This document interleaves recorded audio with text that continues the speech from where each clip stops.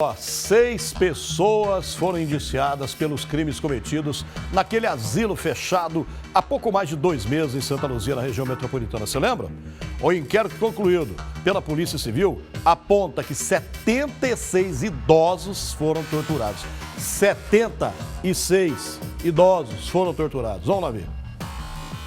Foram 2 meses de investigação. Ao processo de 4 volumes e mais de 1000 páginas, foram anexados laudos médicos, periciais e provas documentais, além do depoimento de mais de 50 pessoas, entre vítimas, familiares e equipe médica, que atendeu os idosos que deram entrada no hospital da cidade. Ainda na ambulância, enquanto eram socorridos, alguns falaram das torturas. Esse machucado aí na sua sobrancelha. Na minha cabeça. Machucado aqui é chute. O asilo era particular e funcionava sem autorização desde 2015, mudando sempre de endereço. A delegada afirma que 76 internos foram torturados, mas esse número pode ser maior, já que não foram encontrados registros de todos os pacientes.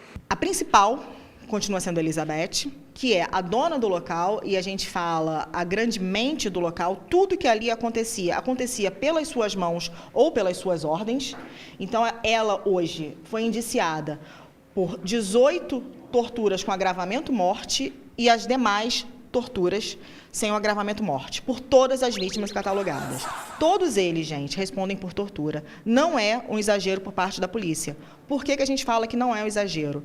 Porque a gente tem que lembrar que todos eles ali estavam na qualidade de agentes garantidores. A partir do momento que eles estão responsáveis pela vida, integridade física e integridade moral daquelas pessoas, eles têm obrigação de evitar o resultado. E eles não só não o evitam, como eles ativamente os causam. Os 5 indiciados já estavam presos desde o início das investigações. Estivemos no asilo acolhendo vidas para a vida, em Santa Luzia, assim que o caso veio à tona, no mês de julho. Elizabeth Lopes Ferreira, apontada como a responsável pelo local, havia sido presa com a filha, Poliana Lopes Ferreira. O repórter Vinícius Araújo chegou a conversar com o marido de Elizabeth, que disse não ter conhecimento das agressões.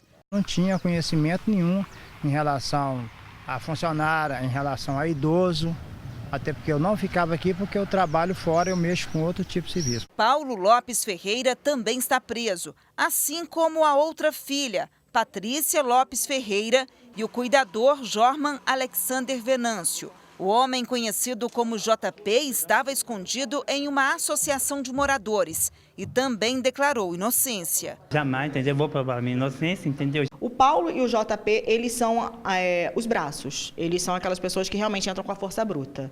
Então, as agressões mais severas que a gente vê, a gente tem um relato ou do JP, do Jorman Alexander, ou do Paulo. Esta funcionária do asilo conta como os agressores agiam. Esse JB deitou ele no chão e pisou no pescoço dele. E foi pisando, Com pouco ele arrumou um troço lá, não sei o que era aquilo, deu uma paulada no braço desse senhor. Dona Elizabeth, esse rapaz bateu tanto nesse, se for uma meia hora de couro. A polícia constatou que 18 internos morreram não apenas em decorrência das torturas, mas pela falta de cuidado, de administração dos medicamentos e também por causa da má higiene do local. Eles chegavam a ficar até 3 dias sem tomar água e se alimentar. Se alguém derramava uma comida, se alguém não levantava para o banho, se alguém falava que não queria tomar o banho frio, porque o banho era frio às 5 horas da manhã, às 6 horas da manhã, essa pessoa ela era castigada. E esse castigo ele vinha desde agressões físicas, até mesmo privação de alimento, privação de água e ficar trancada no quarto. Todos os idosos que deram entrada no hospital da cidade estavam desidratados e desnutridos. Pelo menos 8 pessoas foram enterradas sem o conhecimento da família. Eu cheguei para pegar serviço, tinha falecido um de manhã. Sabe o que ela falou de manhã? Esse não estava me pagando por mês, menos um. As investigações também apontaram que Elizabeth e o marido abusaram sexualmente de 2 internos, um idoso de 70 anos e uma jovem de 23. Ela é cadeirante, tem os músculos atrofiados e não consegue se movimentar sozinha. A gente tem relatos de mais de uma testemunha contando que viram Paulo e Elizabeth por mais de uma vez beijarem na boca dessa menina à força. E os cuidadores relatam pra gente que ela ia dormir vestida. E à noite, só quem tomava conta do local era o Paulo e a Elizabeth. Pela manhã, encontravam ela despida. Uma sexta pessoa também foi indiciada no processo, mas por maus tratos. É o dono do imóvel onde funcionava o asilo. A polícia chegou à conclusão que ele sempre frequentava o local e por algumas vezes teria agredido a mesma jovem que foi estuprada pelo casal de proprietários. E o que a gente viu ali, a gente só pode comparar isso ao que a gente viu nos livros de história.